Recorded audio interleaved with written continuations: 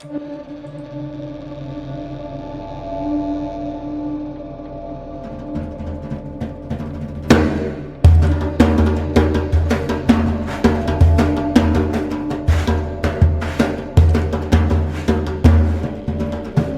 there, it's Lacy J, here to ask you to go to spacebearmedia.com right now to access all our content, buy yourself some merch, and most importantly, send us a message, a question, fan mail, even hate mail.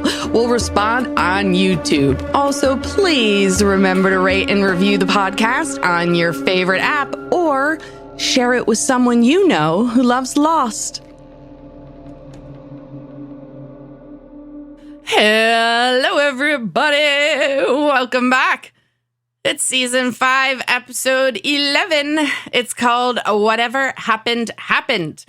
It's a Kate episode. It's a me episode. But first, how's everybody doing? Awesome. Great. Awesome. Very awesome. Very awesome. Very awesome. I mean, you and I just got back from the Dominican Republic. So. Yeah, sorta. Hey, did you guys have a good time? Yeah. I believe we did. Looks fabulous. like you didn't get any sun. Nope. Yeah, right. All right. So, Ben, remind us, where are the power rankings after season 5, episode 10? The rankings, as discussed last week, had not changed a whole lot. We still have Frogurt in third place, third from the bottom, negative 29 points. Charles Woodmore with negative 31 points, and Baby Ethan at the top with negative 39 points. The top slots, again, haven't really changed. Locke is still in third place with 49 points. Dan Faraday holding in second with 52 points, and Sawyer continuing his rise to prominence with 101 points.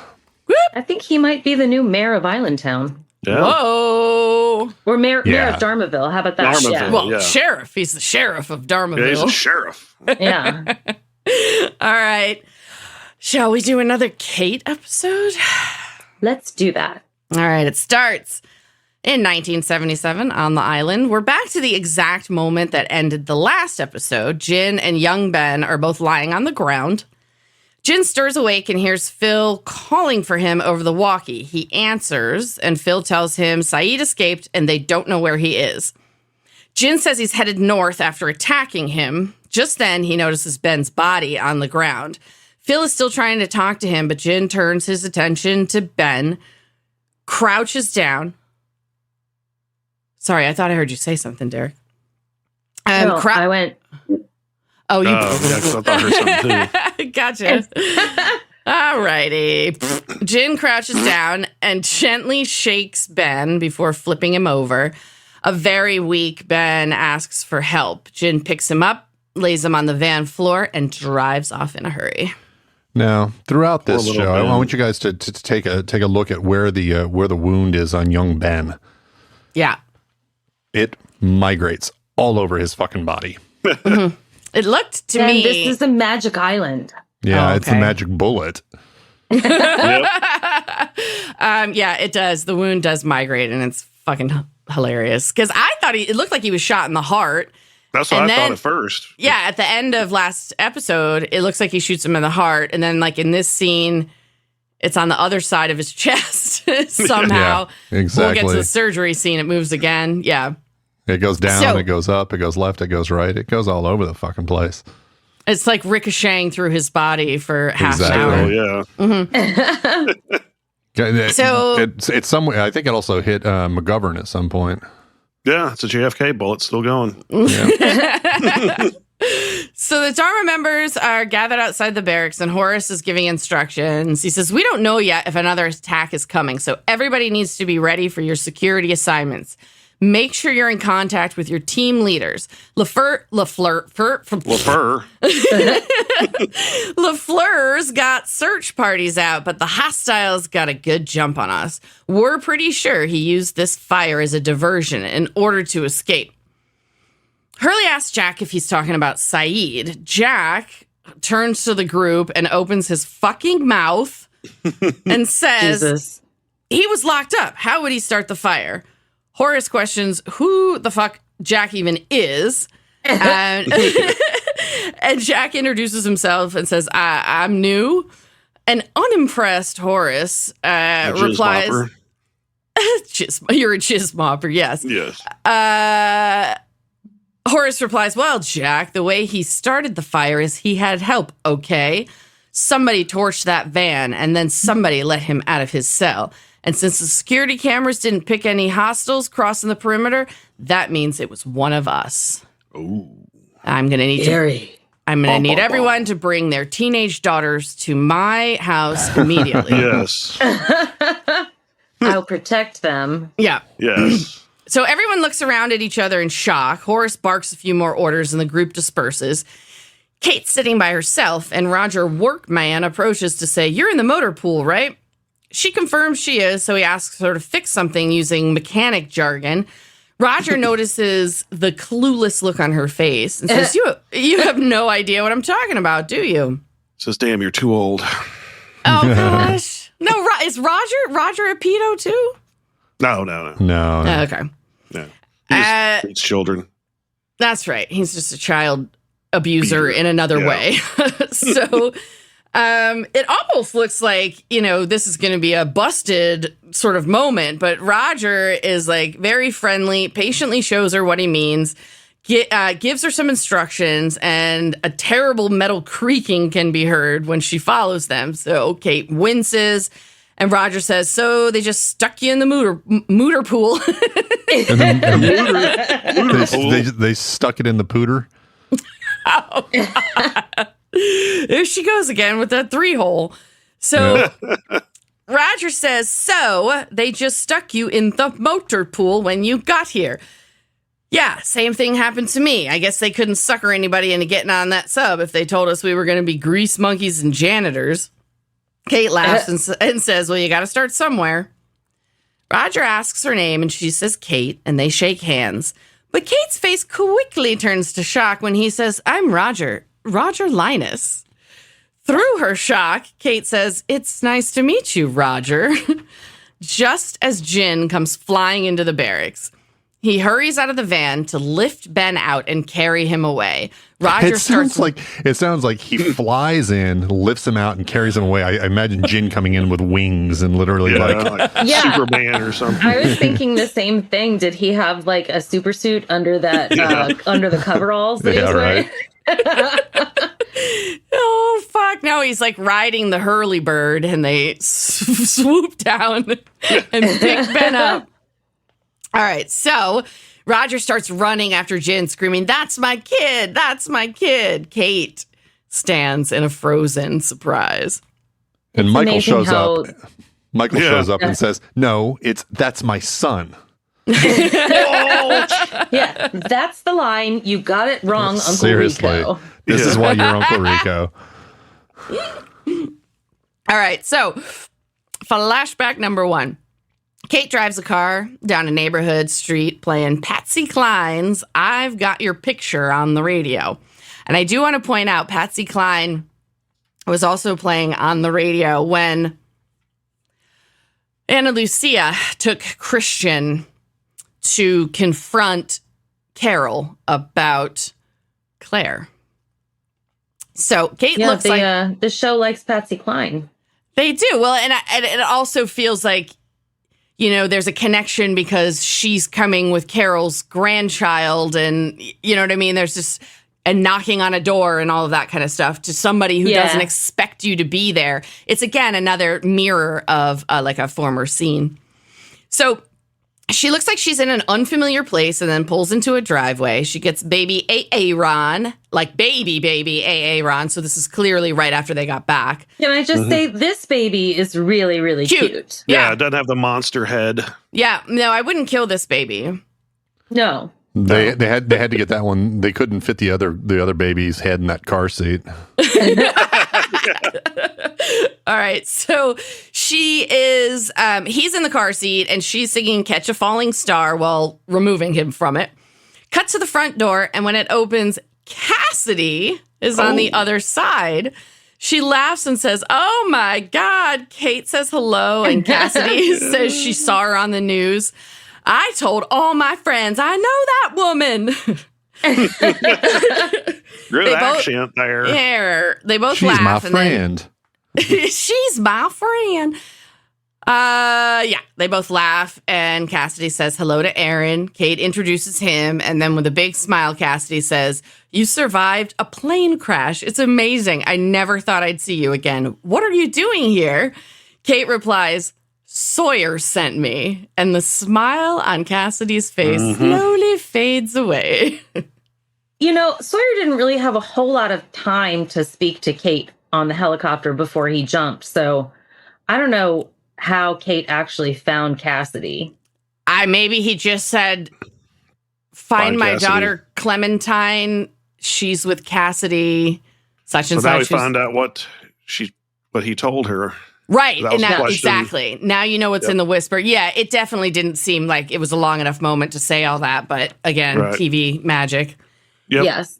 So after that blow delivered to Cassidy, we do get the lost title screen. Sometime later, apparently after Kate has told Cassidy the entire truth, and Cassidy did not We don't accuse... even know this woman. I know, but also, like, Yeah.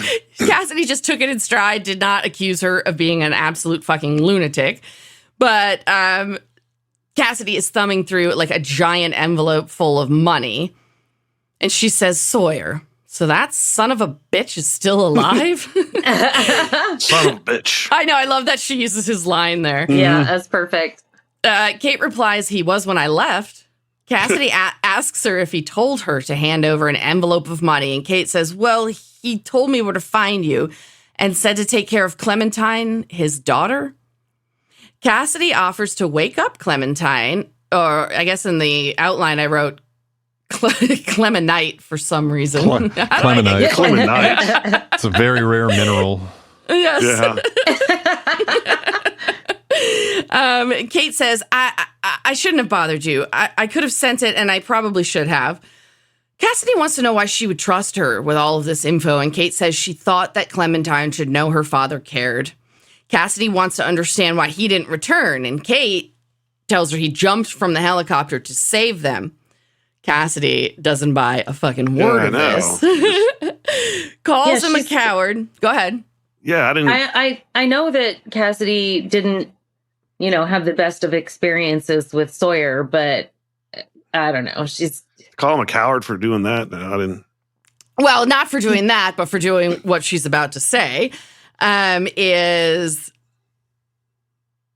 he was trying to get away from you. I told him he had a daughter. He never so much as lifted a finger to try to call her. So now I'm supposed to think he's a hero because he told you to come here and help us? Hell, I bet this money's not even his, is it? Kate admits, of course, it's from her settlement. And Cassidy says, "You don't have to explain it, Kate. You got the same look on your face I did when he ditched me. All I have for you is sympathy. Is it his? Your son? Is it Sawyer's?" Kate lies and says she was pregnant when she met him. Cassidy calls her out and says, "That's not your baby, is it, Kate? You just told me that you and your friends cooked a story for the whole world about what happened on that island. So you tell me the truth about that. Why are you lying to me about him?" Kate replies, "Because I have to."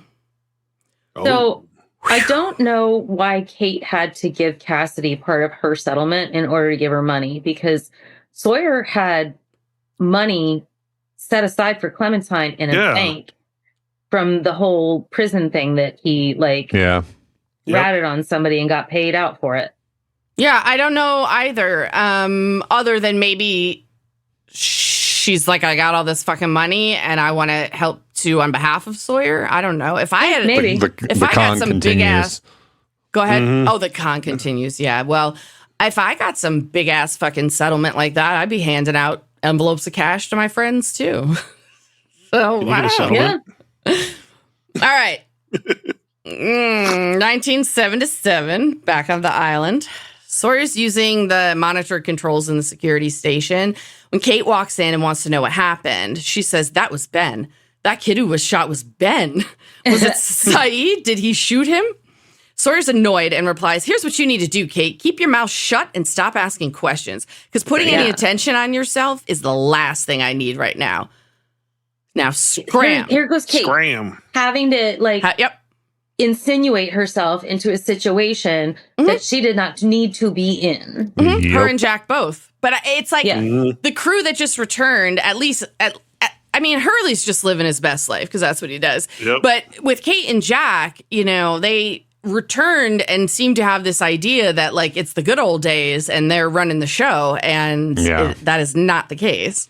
Nope. Yeah, and you've even got to think, like, once again, they were on the island like 3 months and he's been here for like 3 years. Right. Yeah. So you take that. He's had 12 times as much time, or, 12x time with these people.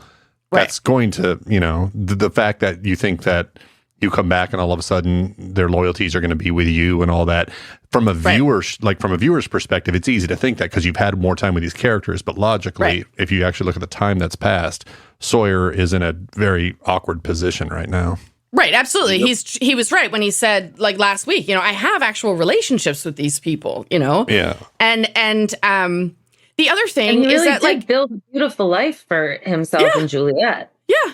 And the other thing is, like, with Kate and Jack, like, y'all need to calm the fuck down because it's a little bit suspicious that you show up and you're trying to be, like, best buds and get all the information from LaFleuwyer. Like, that's kind of blowing his cover, right? Yeah. Big time.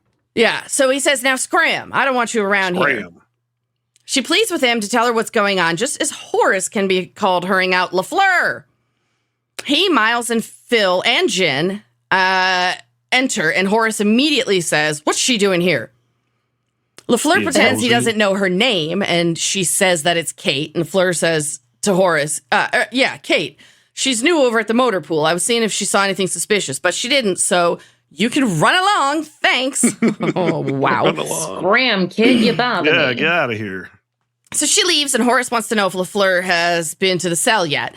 LaFleuwyer says, I was a little busy trying to keep the town from burning down, Horace. So he's head of security and firefighting. I guess so. Right. They didn't seem to have a fire department, did they? Just everybody went for the hoses. Well, that's, on this island, they don't love them hose.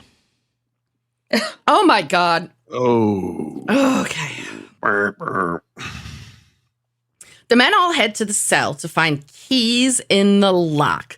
LaFleuwyer says these are janitor keys. Horace replies, we've only got 3 janitors. There's Roger, Willie, and that new guy. I just met him. His name's Jack. LaFleuwyer says he just brought Jack from the sub. He volunteers to speak to him and asks Miles if he would like to come along. Miles says, yeah, sure, boss. And the men leave the station. As they walk through the barracks, Sawyer tells Miles to round up Jack, Hurley, and Kate and get them to a house and babysit them. Sawyer says, I don't want him talking to anybody else. Things are starting to spin out of control here. So now Sawyer's getting it, right? It does kind of make sense that they would take the 3 new people on the, there were other new people besides these 3. So right. Yeah. That's true. They should have rounded all of them up to not make it a little bit suspicious. But acting like they're guarding the newbies definitely makes sense. So they head in different directions. We follow LaFleuwyer to the infirmary. Roger is outside and wants to know who did this. LaFleuwyer says they're working on it and asks about Ben. Roger has no idea how he is because Juliet told him to stay there. LaFleuwyer says he's... LaFleuwyer? LaFleuwyer? What? LaFleuwyer? It's like if Sawyer and LaFleuwyer were a couple, they'd be LaFleuwyer. A Hollywood couple. Yeah. LaFleuwyer. LaFleuwyer. All right, so LaFleuwyer says he's going to get an update for him, but before going inside, he says, Roger, you happen to have your keys with you? Roger says, yeah, but when he pats his pockets, he realizes he doesn't and says, I must have left them at the house. Uh-huh. LaFleuwyer says, it's all right, don't worry about it. Before leaving a confused and concerned Roger on the porch. So inside the operating room, Juliet is asking for more gauze. She says, if we can't stop the hemorrhaging, we're going to have to pack the whole tract. And at this point, the wound is in his abdomen on the lower. I'm like, wait a minute. He was shot in the heart. Yeah. So Sawyer comes in holding a mask to his face and asks where the doctor is. Juliet says he's at the Looking Glass until Friday. Nobody's ever where they need to be. They're on the wrong island. They're at the Looking Glass. Like, Ben wasn't supposed to be shot for 2 weeks. So, I mean, can't they radio radio to the looking glass, like, we need the doctor now. Yeah, right. Paddle him over. So he's still bleeding, or this is Juliet saying, he's still bleeding in there somewhere and I can't fix it. Sawyer tries to comfort her by saying it's all right, but Juliet says, no, it's not all right. Someone needs to get in here who can find the damage that bullet did. Is there a doctor on the island?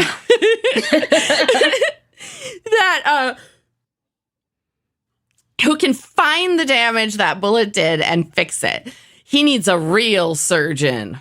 Then let me go get the new janitor. Yeah. Exactly.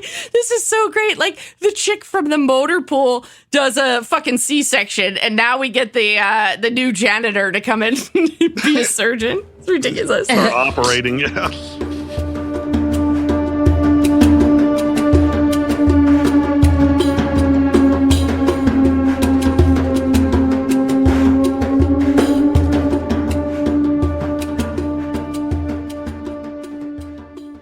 So, inside the hostage house, Miles is loading a rifle. Jack, Kate, and Hurley are also there. Jack says, "You're telling us we're under house arrest?" Miles responds, "No, you're all free to leave whenever you want, but I will shoot you in the leg." Good job, Miles. Yeah, Jack wants to know whose idea this is, and Miles says, "Who do you think?" Kate tries to defend Sawyer. He's just doing his job, and Miles looks at Jack and points at Kate like, listen to her, basically. Miles walks over. Help but insinuate herself and has to I don't know what the word, I can't find the word. Sorry. Do you mean maybe here. What Brain you mean fart. is like interject? She's interjecting? She's interjecting, but she has to defend Sawyer. Yeah. Like she can't stop herself. She can't help herself from fucking defending him to Jack. I know, but I kind of agree with her, though. Like, he is doing his, and that's the thing. Like, he has this life. He can't just abandon that and be like, oh, you guys are back? Well, let's run off into the jungle or whatever. I mean, I absolutely agree with her, but, it's the whole her between Jack and Sawyer thing all over again. Yeah, that's true. Right. Maybe she shouldn't defend. Yeah. Okay, I get that point.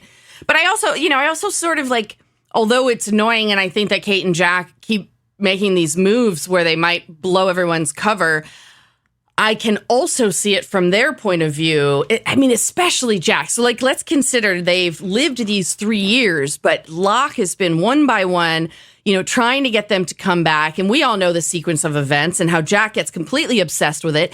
And he's coming back with his own little, like, hero complex that he likes to have. And Kate, as well. And they get there and everybody's like, oh, no, you're back? And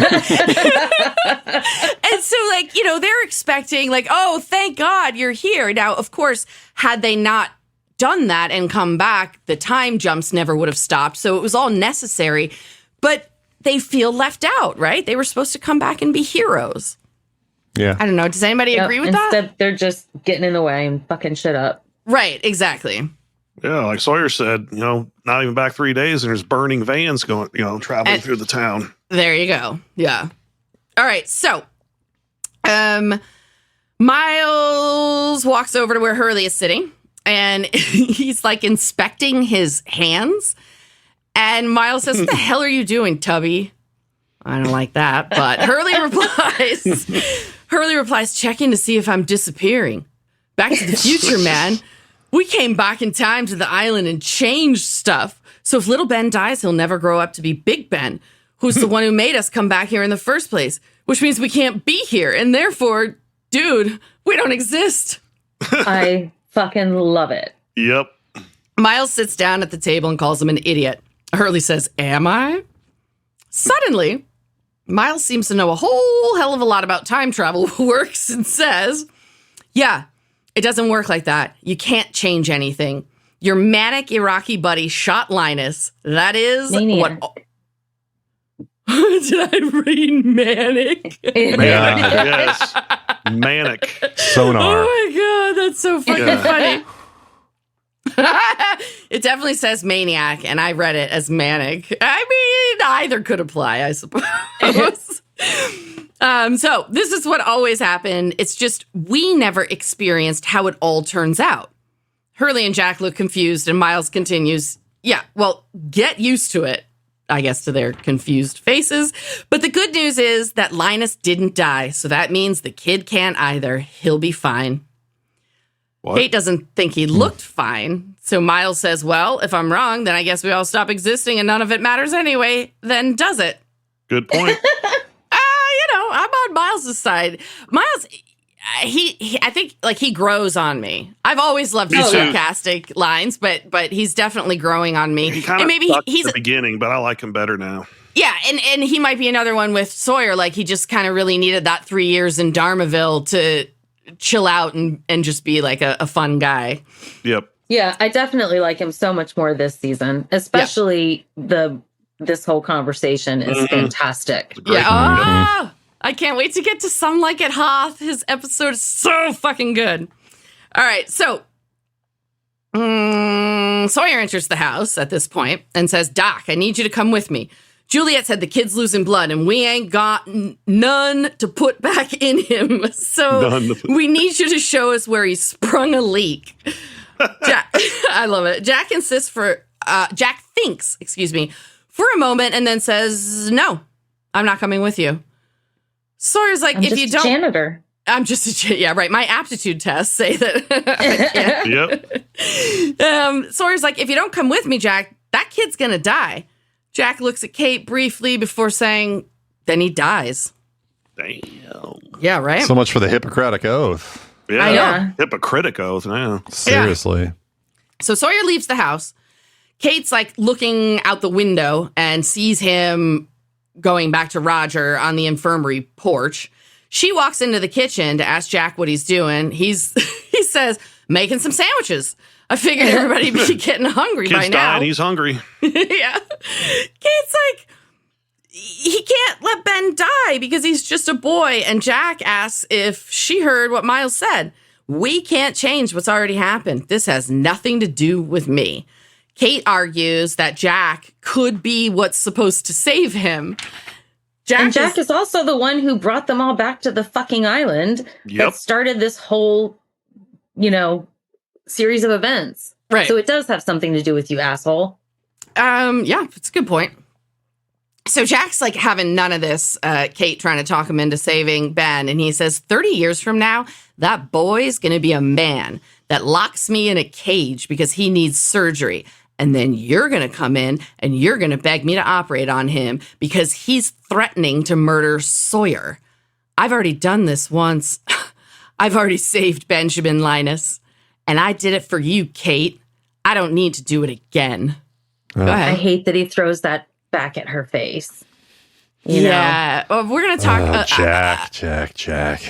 Part of this scene is in my best and worst moments, and I have some to talk about it. But yeah, Ben, you're mad at him for that too? Mm-hmm. All right. Well, Kate argues that it's their fault because they brought Saeed back. Jack says the last time they were here, all he did was try to fix things. But now he's decided it's the island that wants to fix things, and he's going to let it. Kate shakes her head in disbelief and says she doesn't like the new him. I liked the old you, who wouldn't just sit around and wait for things to happen. Jack scoffs and says, you didn't like the old me, Kate. Boom. Yeah. So Kate turns out, oh, that was a nice Jack. Everybody hates Jack. I don't know. I'm going to talk more about it later, but I think I don't hate him for what he just said to her. So we can get into that. No, I don't hate him for that. Okay. No. There are things he said earlier in this conversation, but that last line. No. That last line. Okay, perfect. So Kate storms out of the house, ignoring Miles when he asks where she's going and slamming the door after her. In the infirmary, Ben is hooked up to monitors that are beeping. He's coughing and wheezing. Juliet leans in and says, just try to relax. You're okay. A nurse pops in and says, I'm sorry, Juliet, one of the new people is here. Kate steps into the background and the nurse continues, she heard Ben needed blood. She says she's a universal donor. Whoa. Just can't fucking help herself. Nope. This is, this is again getting involved. Yep, that's true. So moments later, Juliet is prepping Kate's arm to take her blood. She tells her it might hurt for a second and then inserts the needle. Sorry. Inserts the needle. She tells Kate that she's brave, and Kate smiles. Juliet says, do you have any objection to the way she inserted this needle? You know what? I'm not, yes, probably. Alarm. I don't remember looking at it even when we watched the episode last night. I was probably looking down at the outline or something. I don't know. But yeah, I can almost guarantee that I had a problem with the way she inserted it. Juliet says, so James told me that Jack wouldn't help, but he didn't say why. Kate replies, if I understood why Jack does what he does, I sure as hell wouldn't be sitting here. Juliet asks about their relationship off the island, and Kate admits they were previously engaged. Roger rushes in just then and wants to know what's going on. Juliet explains Kate's donation, and Roger wants to stay there. Kate doesn't mind if he keeps her company, so Juliet can check on Ben. Juliet goes to Ben, and Roger tells Kate that Ben stole his keys. He says, LaFleuwyer asked me where my keys were. That bastard doesn't ask any questions he doesn't know the answers to, which means my son stole my keys so he could bust that animal out of jail. He asks Kate if she has kids, and Kate says no. Roger talks about how he's a failure of a father and that Ben's mom died the day he was born. Ben is a failure of a father. Yeah, he's definitely not wrong. Yeah, he's not a good father. He's a better uncle, I think. But if he hadn't been such a piece of shit to Ben, then maybe Ben never would have grown up to be the man that he grew up to be. Ooh, nature versus nurture. Agreed. So when Ben starts gasping and coughing and the monitors are beeping rapidly, Juliet says he's going into hypoxic shock and that he needs oxygen. She put a mask on Ben's face, and this I actually was annoyed by because he should have been on oxygen the whole fucking time, goddammit. Yeah. And the nurse ushers, I can't talk today, you guys. What? The nurse ushers Roger out of the room. Ben continues to gasp for air. Back to Hostage House, and Hurley is questioning Miles, and this scene is so fucking good. He says, let me get this straight. All this already happened, so this conversation we're having right now, we already had it. Miles claps his hands and says, yes. But when Miles doesn't know what Hurley will say next, Hurley exclaims, ha, then your theory is wrong. Miles says, hell yeah. I fucking love this. Miles says, for the 1,000th time, you dingbat, the conversation already happened, but not for you and me. For you and me, it's happening right now. Hurley can't understand why he can't remember any of this, and Miles says, because once Ben turned that wheel, time isn't a straight line for us anymore. Our experiences in the past and the future occurred before these experiences right now. Hurley's even more confused and asks Miles to repeat himself. Instead of doing that, he hands Hurley his gun and begs him to shoot him. Oh, fuck. Hurley thinks he's onto something when he claims Miles can't die in 1977 because then he can't be on the freighter 30 years later. But then Miles corrects him and says, I can die because I've already come to the island on the freighter. Any of us can die because this is our present. Hurley points out that Miles already said that Ben can't die, so Miles says, because this is his past. Hurley's determined to prove him wrong and says, but when we first captured Ben and Saeed, tortured him, then why wouldn't he remember getting shot by that same guy when he was a kid? Miles blinks, pauses for a moment. Hurley raises an eyebrow, and Miles says, I hadn't thought of that. Hurley crosses his arms and says, Bam. You go, Hurley. We do get an explanation for that, though. Yeah, we do. No, I can't really understand time travel. It breaks my brain to try to think of it. So I understand where Hurley is coming from here. Well, lucky for you, fun facts today and in episode 15 is going to help explain this exact conversation. All right? So Roger's pacing on the infirmary porch while Kate sits on the steps. Juliet comes outside to say he's stable after getting some fresh blood. She tells Roger to go to the medical station to get supplies they don't have and hands him a list. He thanks her profusely and then leaves. Juliet tells Kate that, she can't fix Ben. Although he's stable now, he is fatal. She says the sub won't be back for months and he is going to die. Kate says they can't just sit there and do nothing. She's pleading with Juliet when she notices the expression on Juliet's face change a little. Juliet says, maybe there's something they can do. Kate asks, they? And Juliet says, the others. Dun, dun, Bum, dun. bum, What? bum. So wait a second. So what's happening right now? So Ben's waited his entire island experience to leave his father and get to the others. And Richard told him at one point, if you wait patiently, that could happen. And now Saeed comes to the past and shoots Ben in an attempt to keep him from the others. But are we finding out now that the entire reason Ben became an other is because Saeed shot him? Yep. That's how time travel works. Holy Here we fuck. go. So Juliet and Kate wheel Ben out on a gurney and place him in a Dharma van. Juliet wants to go with Kate, but Kate stops her because Juliet has a life here. Besides, Sawyer would kill her for getting Juliet involved. Juliet says she will have to tell Sawyer the truth, but will give her the best head start she can. She says good luck. Kate nods and speeds off in the van. You know, Kate is really taking a big risk here. I didn't see her have any juice or cookies, so she could really pass out at any Seriously. point. Oh, yeah. That's right. After Yeah, donating seriously. blood. I know, right? The woman who just lost a liter or so of blood is now driving a van. Yeah, that's definitely not best practice. All right. So this brings us to flashback number 2. We again rewatch the scene at the marina that we've seen a few times already.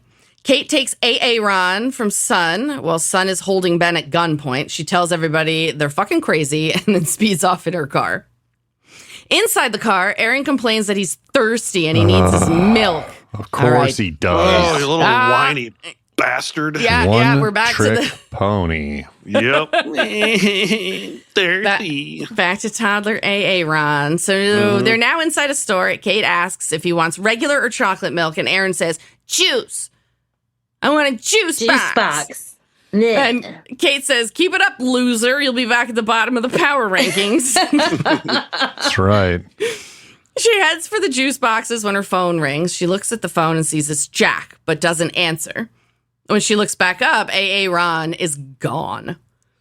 Kate is frantic and asking for help to find him. She's buzzing around, looking everywhere. The manager offers to make an announcement. Kate wants them to seal the store off.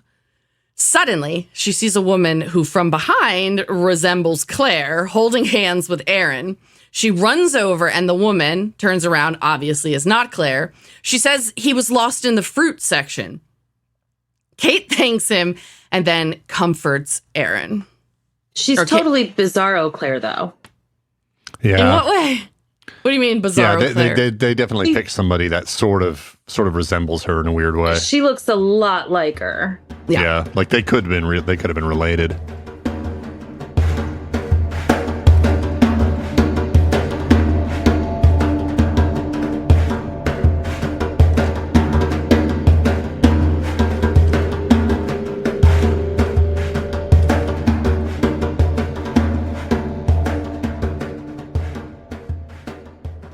All right, 1977, back to the island.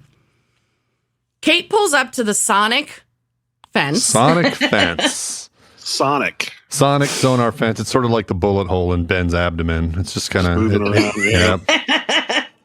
But I don't know how I went from one outline to the next, writing Sonic and then sonar and then back to Sonic, and I never noticed it. Ben is wheezing and coughing. Kate gets out, goes to the other side of the van, and opens the sliding door. In a strained voice, Ben coughs and says, "Tell my dad I'm sorry I stole his keys." He's wheezing and coughing again. Christy's like, "Just die already." Yeah, you little bastard. You got shot. Yeah, of course you're fucking sorry. So another van approaches. LaFleuwyer exits the vehicle and Kate steps over to him, crossing her arms. She says, I know you got to stop me, but I can't just let that kid die. Sawyer sighs and says, damn it, Freckles, I ain't here to stop you. I'm here to help you. Back to calling her Freckles. I was going to say, that's the Well, first time. Freckles. Yeah. Now there were several people in the know that knew she was coming out here, knew she was going to the others. We know that Amy Goodspeed was able to transverse the fence without having to fucking unlock it, just simply by putting earplugs in. Couldn't they just have given them earplugs and she wouldn't have had to stop? Yeah. Yes. Juliet could have just given her earplugs, but I think that she had already in her head planned to send Sawyer to help Kate. She just wasn't telling Kate that. No, I mean, that's dumb. I can't agree with that. She's way smarter than that. She wouldn't just go, oh yeah, I'll send James to get her, because what if Maybe she didn't have him? She should have suggested it. You're going to go to the Sonic fence. We have earplugs that work. It'll help you. I don't have any, but if you go ask somebody else, I don't know, something. As long as you pick it for the Sonic fence and not the sonar fence. Yeah, exactly. Bing. Bing. See, Kate walks through it. Her head explodes, and they're like, "Oh, those were the Sonic earplugs, not the sonar earplugs." My bad. I mean, actually, I would sort of expect them to be issued their own pair when they got their jumpsuit. Yeah, right. Exactly. Yeah.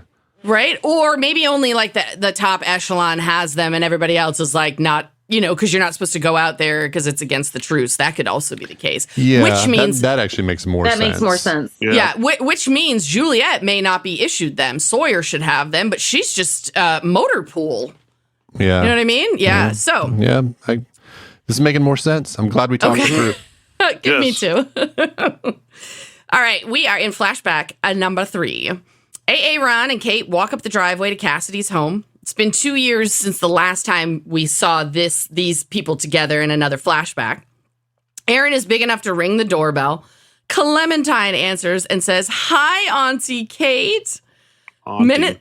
Auntie, I guess her yeah. and Cassidy are like besties. It's what it sounds like, yeah. Minutes later, the kids are playing and the women sit in the living room. Cassidy is in shock that some are planning on returning to the island. Kate tells her Jack says they never should have left. Cassidy says, well, Jack sounds like a piece of work. You look exhausted. She ain't wrong. So she offers Kate some tea and her bed for a nap. Kate says, did you see what she was putting in the tea? Mm-mm. She had a bottle of booze and she was she was pouring booze into it. Yeah. Oh. Yeah. She's like, drink this and take a nap. That's a good friend. Yes. Kate says, I lost him. Cassidy replies, what? So Kate tells her what happened in the grocery store and then says the weird thing is she wasn't surprised. She felt like it was about time and doesn't really understand why. Yeah, tired of this shit. About time she lost him. Yeah, tired little I bastard. need milk, Mommy. Yeah, I'm thirsty. I shit my pants. Oh my God. So while Kate is wondering aloud why she just sort of assumed at some point she would lose him, Cassidy says, because you took him, Kate. Cassidy doesn't pull any fucking punches, does she?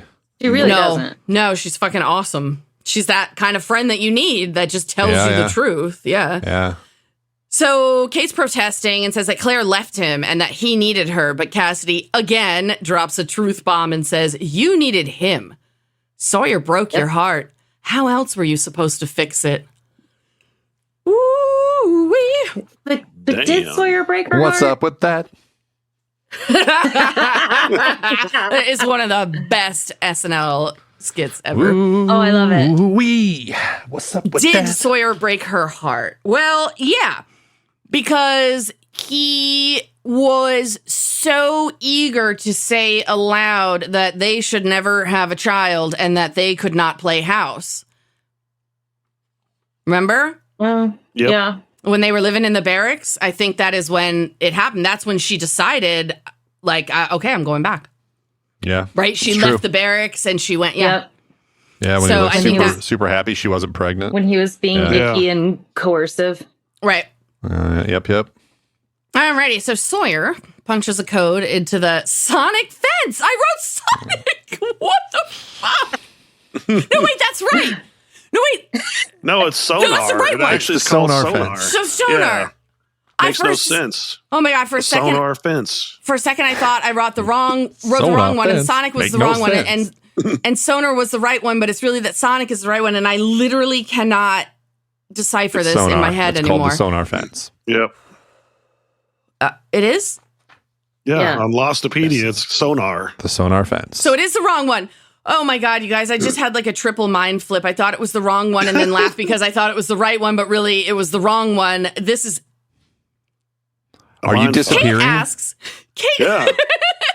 This is what happens to me when I start to think about like Time time travel? travel. It breaks my brain.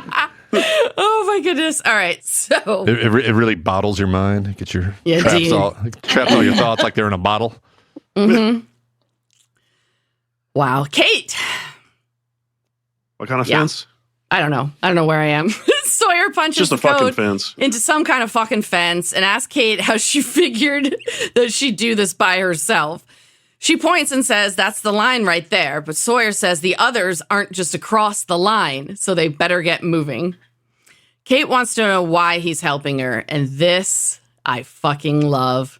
He Yeah. says, "When I found out Ben was gone and Juliet told me what you were up to, I asked that exact damn question.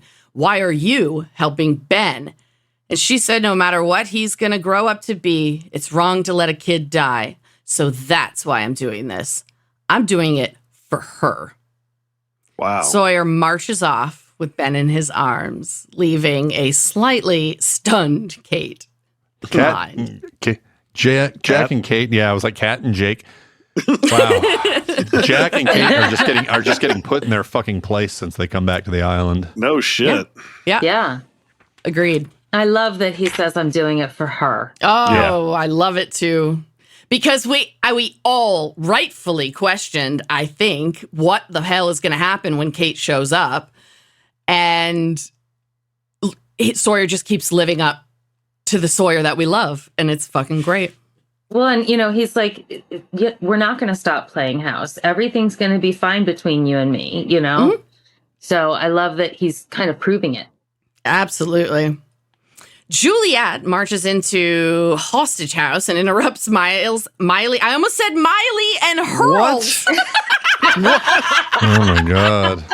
That sounds like a fun buddy cop movie. Yeah. God, what is even okay? Ah! Miley and Hurles. She interrupts Miles and Hurley playing dominoes. She wants to know where Jack is. They tell her he's in the shower, and she tells them to go outside. As they do, Miles excitedly says to Hurley, "Hey, ask me more questions about time travel." Hell yeah. I think that he's kind of like, did we just become best friends? Yeah. Yes, Yeah. pretty much. Pretty much. And there is more of this buddy cop friendship in Some Like It Hoth, which is part of the reason I love that episode so much.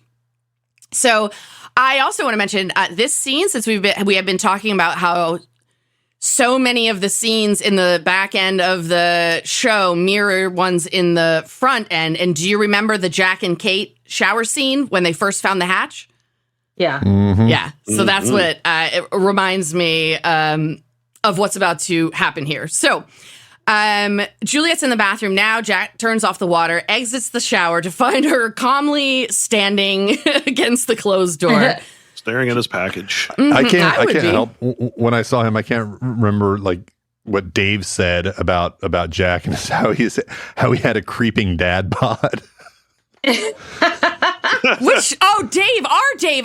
When you Yeah. said Dave, I thought back to Hurley's episode, Dave, but Yeah, you mean No, our no. came to Dave. mind No. first. No, Yeah. our Dave, and I saw it. And I was like, yeah, that's right. That's exactly what he's got. His creeping dad bod. And by our Dave, we mean a fully autonomous person who lives an Irish man. We don't actually own him. But you guys love Dave. He'll be back, I promise, for season 6. All right. So a very serious Juliet says, "I needed you.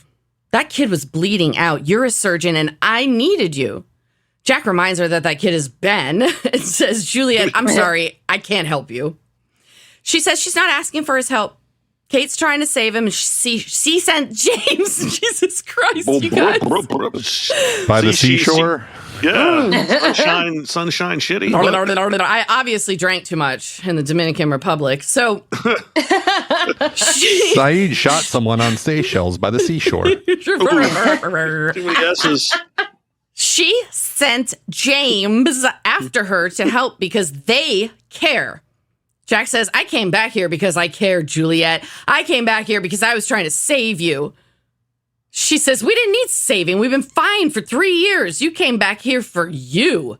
Boom. Again. Bam. Boom, boom. In your At place. least do me the courtesy of telling me why. Jack insists he came back because he was supposed to. Excuse me? All right, little lock. Excuse me? Did those words just come out of his mouth? Juliet questions, supposed to do what? Jack scoffs and says he doesn't know. How is it? To plummet in the power rankings. Yeah. Are these words really coming out of his mouth? It's amazing. Juliet says, well, you better figure it out. And while holding back tears, she leaves. Guess what, Jack? By not operating on Ben, you sealed the fate. Jack and Locke Indeed. are becoming the same person. He's just Jaocke. Jaocke. Jaocke and LaFleuwyer. Yeah, exactly. And Miley and Hurles. Exactly. Miley and Hurles Yeah. at the Sonic fence. What the hell? Blah, blah, blah, blah. So, Sawyer's carrying Ben through the jungle. Kate follows as they approach a creek. She offers to carry Ben, but Sawyer ignores the request. Kate tells him that Roger said Sawyer suspected Ben freed Saeed. So, Sawyer says Kid'll do almost anything if he's pissed off enough at his folks. Although not really folks, it's just a folk, I guess. But Kate mentions Clementine, and Sawyer wonders if Kate took care of her. She says, of course she did, and tells him that she's beautiful with Sawyer's smile. It was sweet. Yeah, this is a sweet moment. Kate tells him she's growing up fast, already has a little attitude. Sawyer says, I bet you and Cassidy had a lot to talk about. Oh, Kate mentions Cassidy's theory of why Sawyer jumped. And Sawyer says, you and me would have never worked out, Kate. I wasn't any more fit to be your boyfriend than I am to be that little girl's father. Kate points out that He knows himself. Yeah. Yeah, and he was right. I think were he and Juliet to have a child in the situation they've been living in for the last 3 years, he'd probably be a great father. Yep. And could probably, I mean, if Clementine came to the island in that situation, I'm sure he could be a father to her, but he was not wrong about the old Sawyer. Nope. Right. So Kate points out that he and Juliet seem to be doing all right, and Sawyer says, yeah, I've done a lot of growing up the past 3 years. Just then a man yells, hands up! Some others step out of the jungle and cock their guns, so we know they're serious. Yes, sir. Kate puts her hands up, and the man says, do not move. I said, don't move. This is a violation of the truce. You're over the line. Sawyer replies, we know. This kid's been shot. That's both of our problems. So unless you want to go to war, you're going to take us to Richard Alpert, and you're going to do it now. I mean, even the others are listening to Sawyer. Yeah. That's right. So flashback number 4. Kate's standing outside a motel room door. She knocks, and Carol Littleton, for fuck's sake, opens said door. Kate introduces herself, and Carol says she knows who Kate is and invites her inside. She closes the door and says, your friend Dr. Shepard came here last night going on and on about some person named A.A. Ron.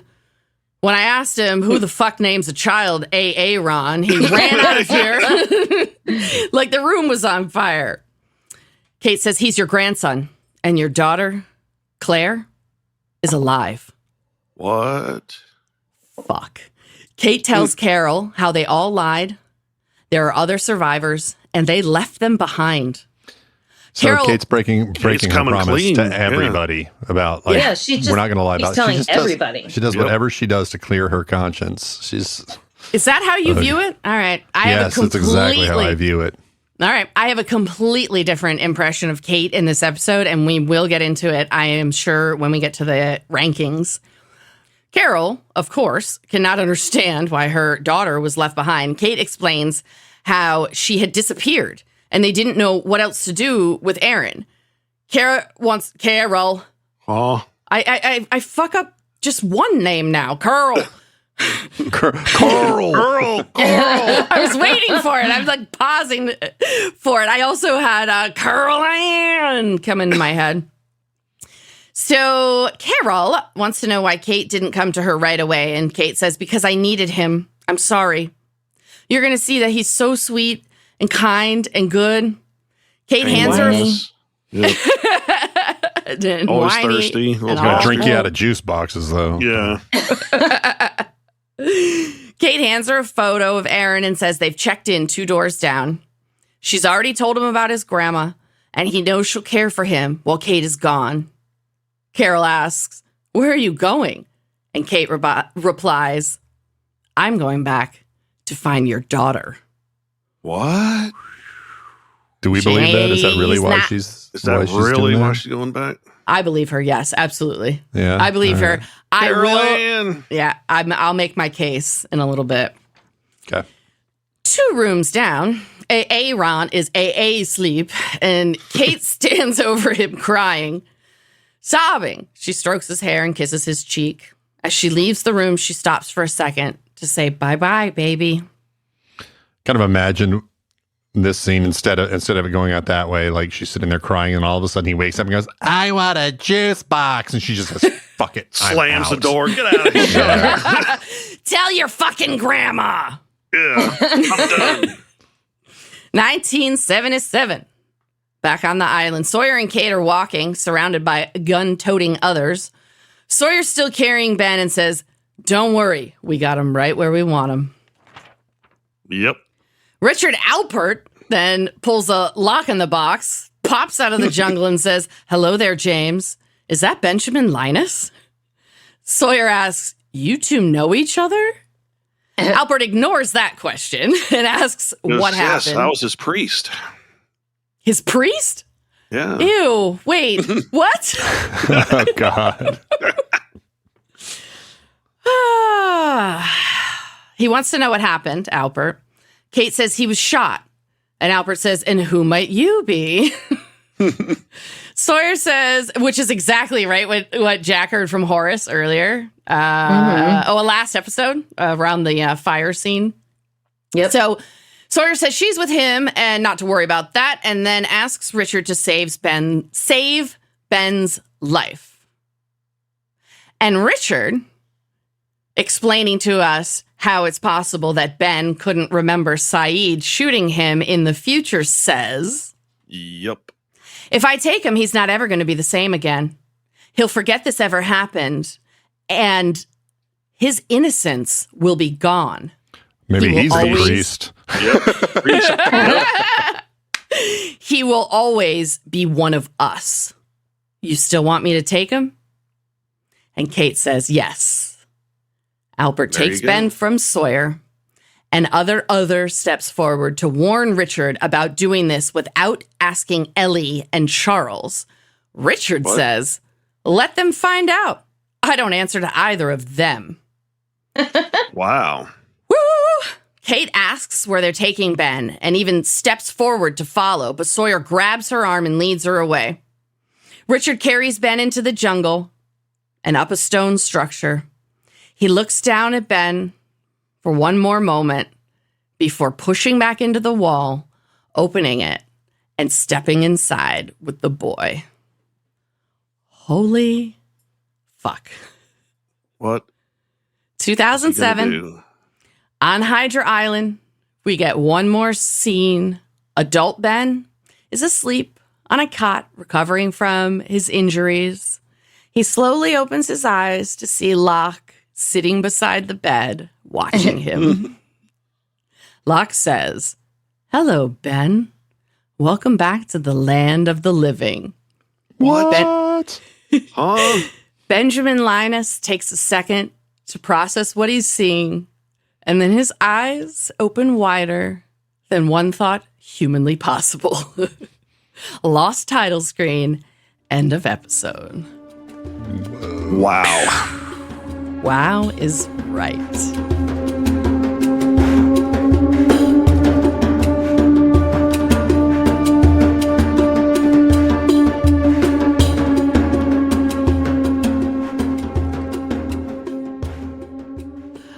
ready for fun facts? I am. I am. All right. As promised, the end of this season, we will be jumping into talking about temporal paradoxes, which temporal refers to time, so time paradoxes. We're going to dive into the types of them far deeper in episode 15. But today, we're actually talking about a solution to one of those paradoxes because it happens in this episode. So fun facts are on the Novikov self-consistency principle. Oh, yeah. So, Russian physicist Igor Dmitrievich Novikov developed in a little bit, developed the Novikov self-consistency principle in the mid-1980s. He intended it to solve the problem of paradoxes in time travel, which is theoretically permitted in particular solutions of general relativity that contain what are known as closed time-like curves. More on that in episode 15. The Novikov consistency principle assumes certain conditions about what sort of time travel is possible. It assumes that there is only one timeline, or that alternative timelines, such as a multiverse, are not accessible. Okay? The multiverse is another solution to a paradox. Again, we'll talk more about it in episode 15. But this one assumes there is only one timeline and will ever only be one timeline that those of us in it can access. Got it? Mm-hmm. So, imagine Tell you could Doc hop... Brown that. Tell Doc Brown that? Yeah. Yeah. All right. So, imagine you could hop into a time machine, press a button, and journey back to 2019 before coronavirus leaped from animals to humans. What if you could find and isolate patient zero? Theoretically, the COVID-19 pandemic wouldn't happen. However, that's not possible, because then if the future doesn't have COVID, you would have had no reason to travel back in time in the first place.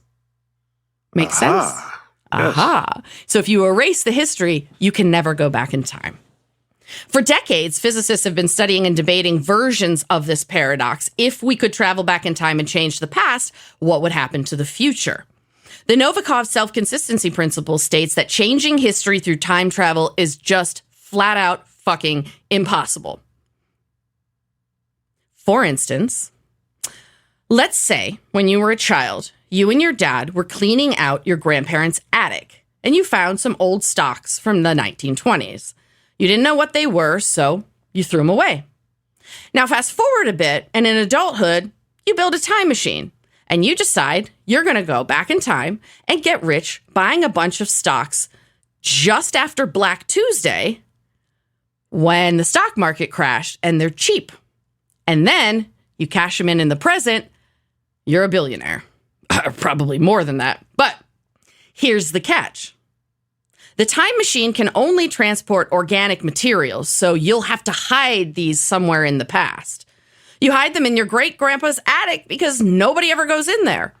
When you return to the present and can't find them is when it finally clicks that as a child, you had already thrown them away. Oops. Okay? So that's exactly what we're talking about in this episode. It doesn't... When Saeed in this timeline in 1977 shoots Ben, it shouldn't change anything. And in fact, what we're finding out is it's actually the cause of Ben being a bad guy. Mm-hmm. So the Novikov consistency principle basically is a view of time travel in which all time travel that has ever happened is already factored in to how the present is. Are you getting it, Christy? Or are you still confused? Her I'm brain wondering. is bleeding. Yeah, I'm sitting here and I'm like, well, was it the Bernstein Bears or the Bernstein Bears? Oh, well, okay. So you're talking about the Mandela effect. Gosh, I could make that a fun fact.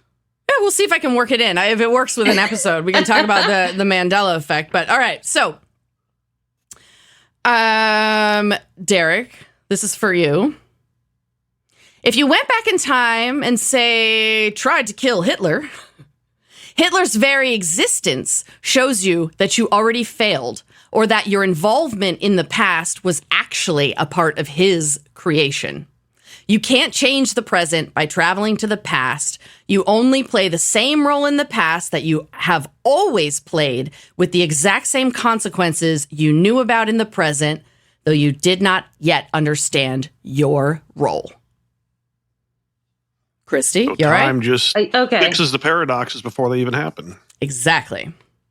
So, There's a fun fact here. If you would have bought $1,000 of NVIDIA stock, you know what NVIDIA is? Oh, yeah. Yeah. No.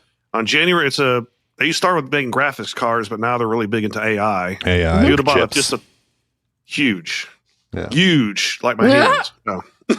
Now, if you'd invested $1,000 in NVIDIA stock on January 22nd, 1999, it would be worth $2.78 million today.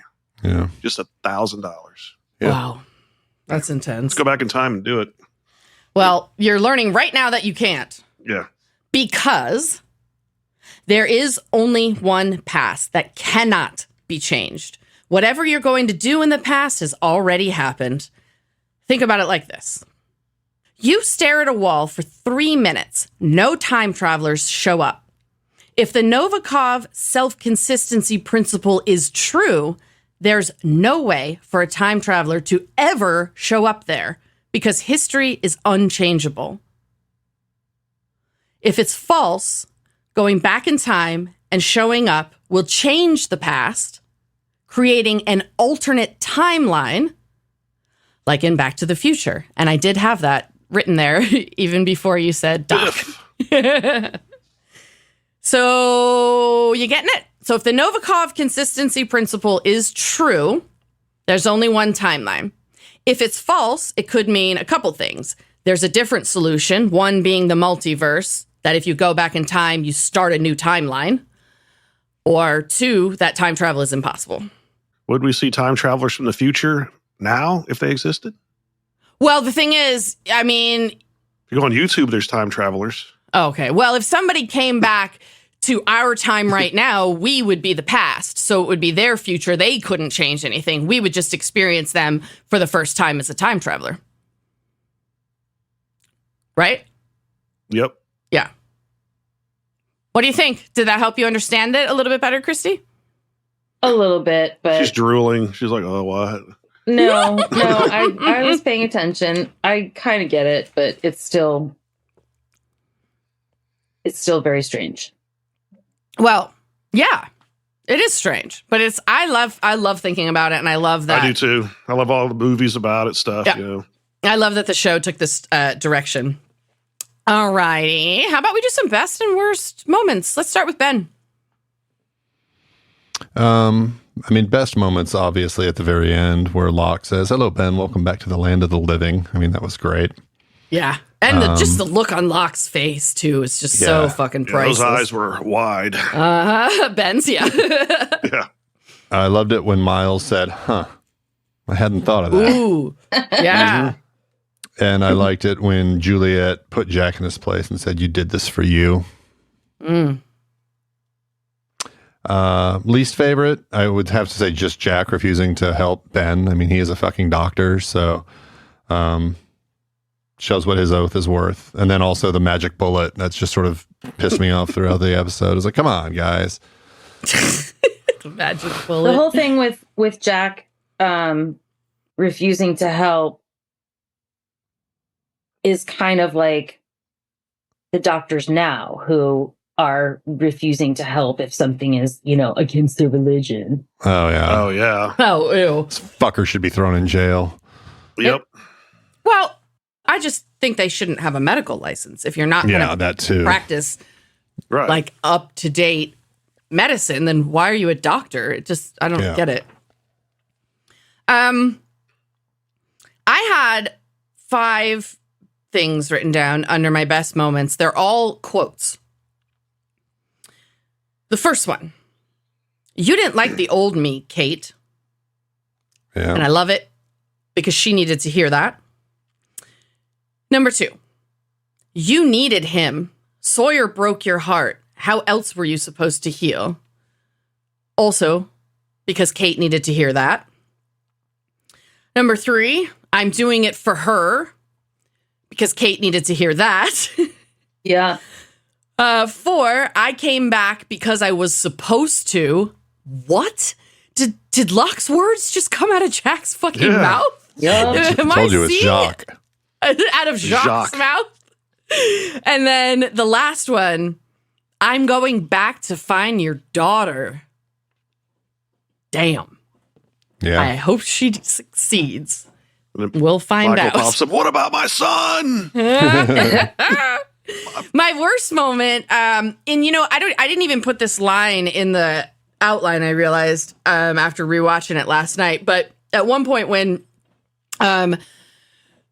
Roger Workman is talking about how he was a bad father, he says, I tried to do what I thought she'd want, talking about his mother, and I'm like, the fuck you did, you lying-ass liar. You're telling me Ben's mom wanted you to harass him every year on his birthday because you died? Get the fuck out of Yeah, here. because Ben killed her, so yeah, beat his ass. Apparently, she also wanted him to become a raging alcoholic.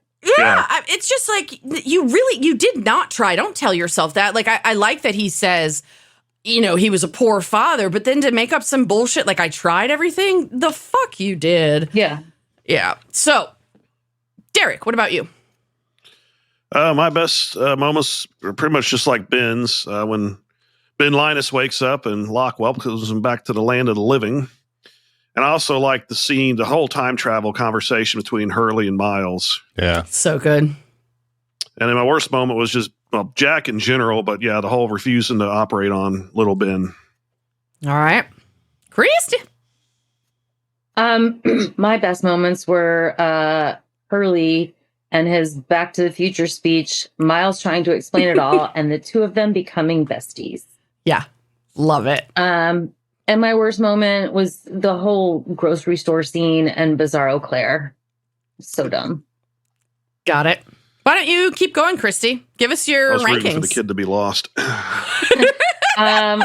Okay, so at the bottom of the bottom is Kate for not telling Jack who she left Aaron with. Why not tell him I left him with his grandmother, Claire's mother? Why? I don't know. None of his fucking business. I don't know. I don't know what to say about that. In the middle of the bottom, I have Jack for being an asshole. And then at the top of the bottom, I have Radzinski because I just didn't have room for him in the bottom last week. So you wanted to take his points away. Leftover bottom. Right. At the top, bottom of the top, I have Miles for becoming friends with Hurley. Yay! I have Hurley for driving Miles crazy. And I have Sawyer for doing his best to take care of everyone, especially Juliet. All right. And then I'm going to, Sawyer and I are going to have some time together. And, Oh my God. And then I'm going to kill Roger Workman. Yeah, fuck that guy. No. Derek? The other way around. Yeah. Yeah, fuck that guy, kill him. All right, Derek, what are yours? Okay, so my third worst is Roger Workman Mm-hmm. because he sucks. My second worst is Aaron for being a shit kid and thirsty all the time. Yes, I'm putting a How kid in dare the he. worst. Yeah. How dare he have to try to survive? And then my worst is Jack for just being a whiny pain in the ass. And, Wow, all right. Yep. My third best is Hurley because he knows a lot about time travel, apparently. I just like that conversation Uh-huh.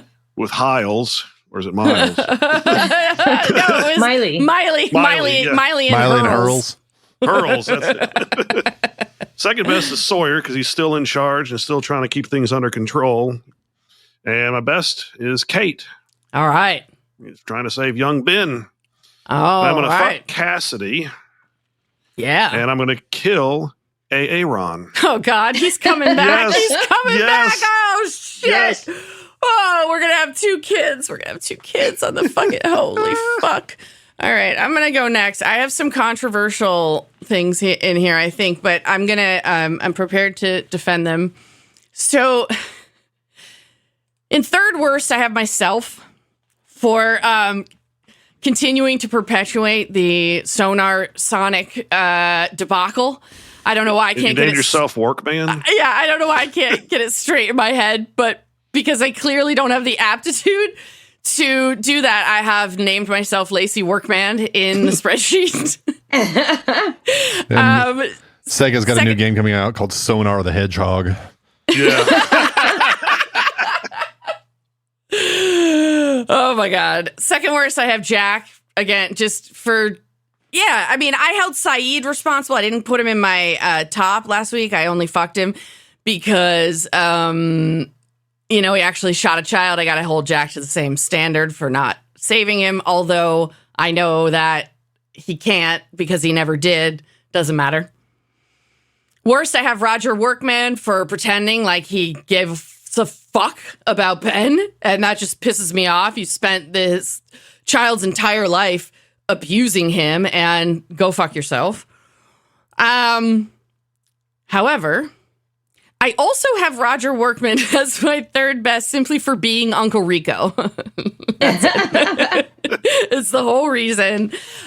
Second best, I have Juliet for sending Sawyer to Kate and for challenging Jack. You came back here for you. I also have Kate as my number one, and I am going to defend that right now. Yeah, she interjected herself, but I'm forgiving her for the reasons that I said before. I do hold she and Jack accountable for that. However, Kate did some pretty selfless things in this episode, and that is not something that we've ever seen from her before. She came clean and put Aaron with his family, his actual family, which is where he should have been the entire time. She wouldn't let Juliet come with her to take Ben to the others because she said, you have a life here. If she wanted to manipulate the situation or if she was interested at all in upsetting what Sawyer and Juliet have, she could have manipulated that situation, pulled a Ben in a box and just, brought her hoping it would cause conflict, and she didn't. And so that was a pretty selfless act as well. And I think that we're seeing a little bit of growth from Kate in this regard. And so not everybody grows in every area all at once. And so I get that she's kind of pushing herself into the situation, but I do think that ultimately she's making some really selfless choices, and that's new. And so that's why she's in my top. Do you want to argue with me about it? That's pretty much why I put her up there. Yeah. All right. Benjamin, we need to hear your rankings, and then we need you to update us on the horrific situation. I didn't do my fucking kill. I'm going to fuck Kate and Cassidy. I'm getting that threesome one more time because it's my last chance. And I killed AA Ron. Yes.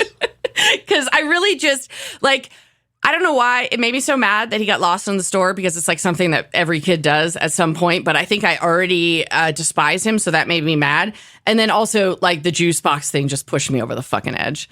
So, Ben, please update us on what your power rankings are, and then the total after season 11, where I have a horrible feeling we're going to have two very young people. There's 11 seasons? Did I say that? Yep. After episode 11? All right, go ahead, Ben. I do not have a third worst. Second worst, I've got AA Ron. Dear God. Yeah, of course. Yes. It's going to be a horse race to the bottom between the two kids. I'm going to go get lost. Oh, look how cute I am sleeping. And whatever. Oh, my God. Worst, I've got Jack. Yeah, all right. Yeah, I don't think that needs much explanation. I do have Kate in my top. Third best, I have Kate, because you're right. She did some stuff that was selfless. I was focusing more on the fact that she's like, trying to save Ben, even though you know what this kid's going to grow up to be. But, you know, she does have a heart. Second best, I've got Juliet. She's continues to just be a really great character. She's, yeah.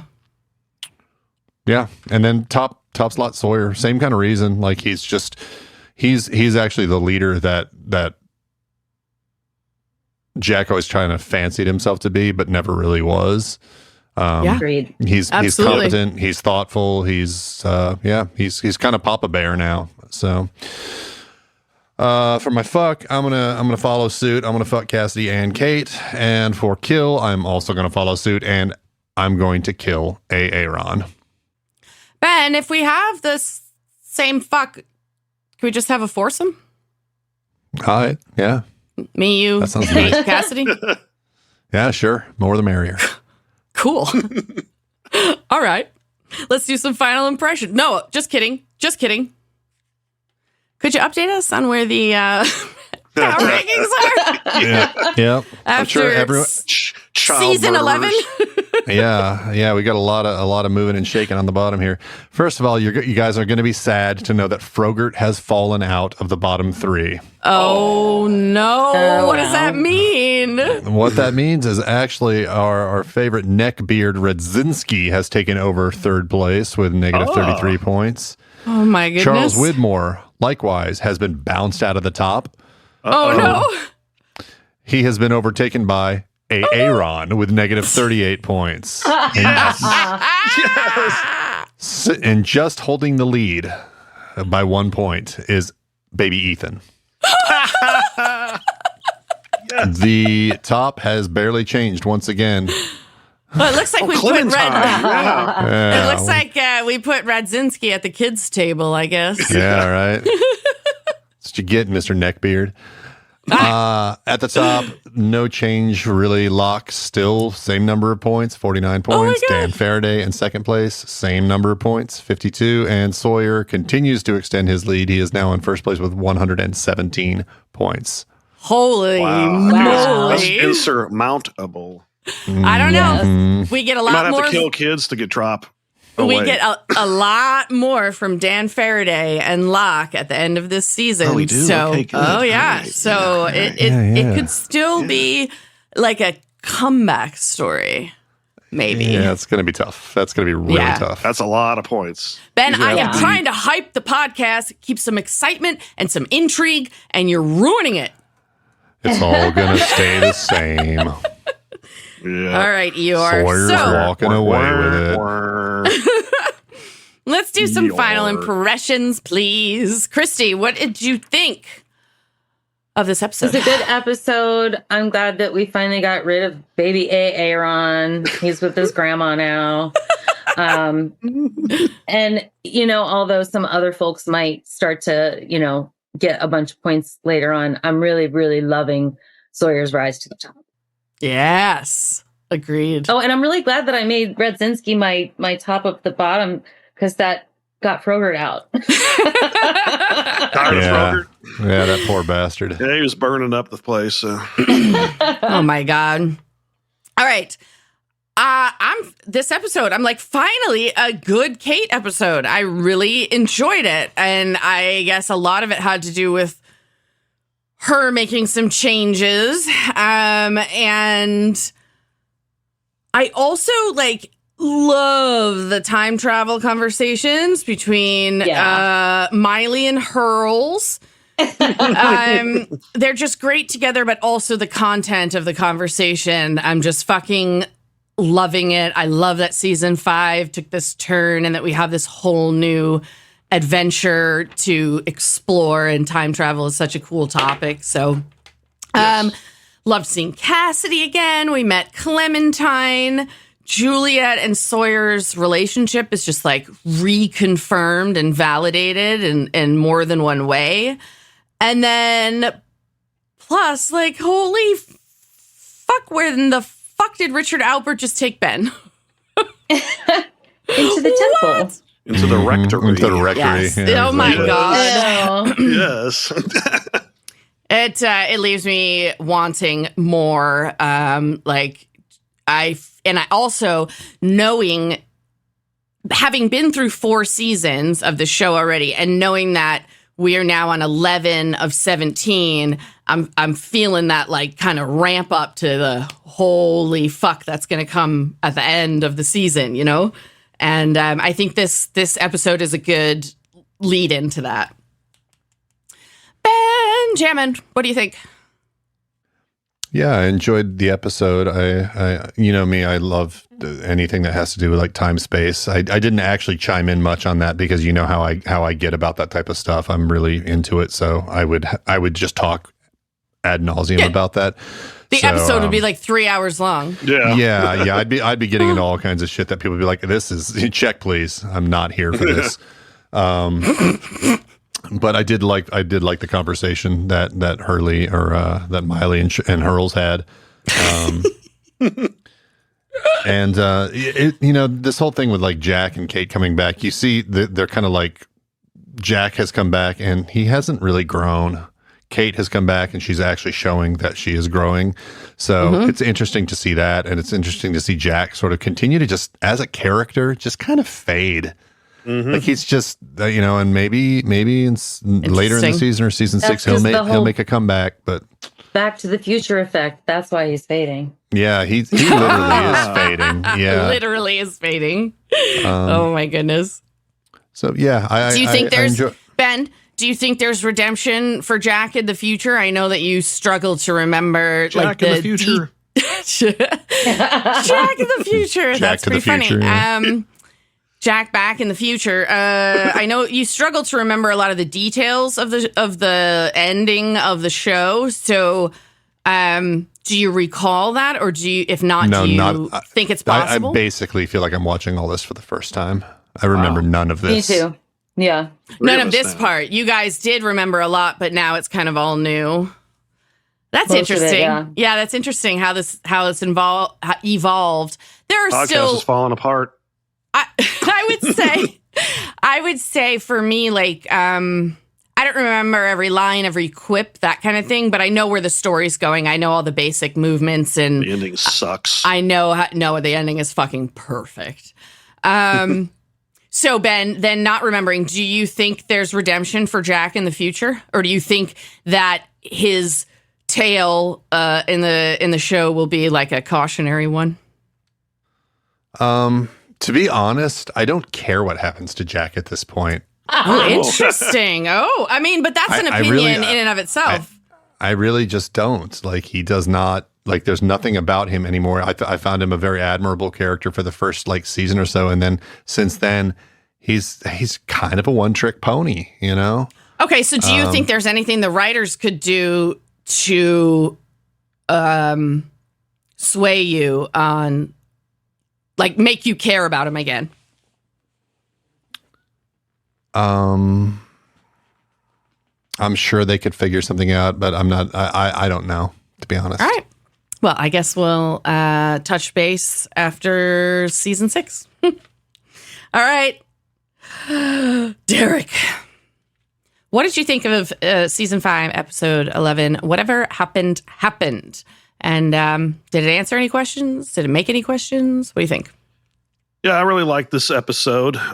Looks like young Ben is not going to die. He ends up with the others, so the past has not changed. Mm-hmm. I really like that conversation with Hurley and Miles about time travel. It's very interesting. Mm-hmm. And Kate is coming around. Jack's still an idiot. And biggest question is, what is Richard going to do to save Ben that'll change him forever? Ooh, well, Derek, for that last one, stay tuned to next week. We've got, are you ready for this? A double Ben episode.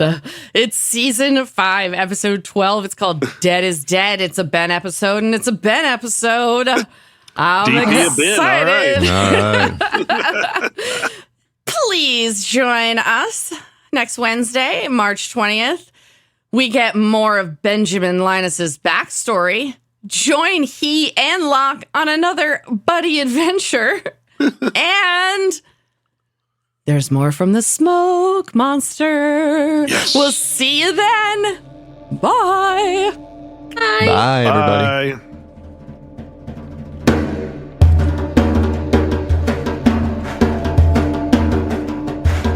Lost in My 40s is a Space Bear Media production. Executive produced and edited by me, Lacy J. Sound engineering, editing, and original music by Benjamin Trimp. Like and follow Lost in My 40s on Facebook and SpaceBear_Media on Instagram and Threads. Plus, follow Space Bear Media on YouTube for extra video content. Or for everything in one place, go to spacebearmedia.com.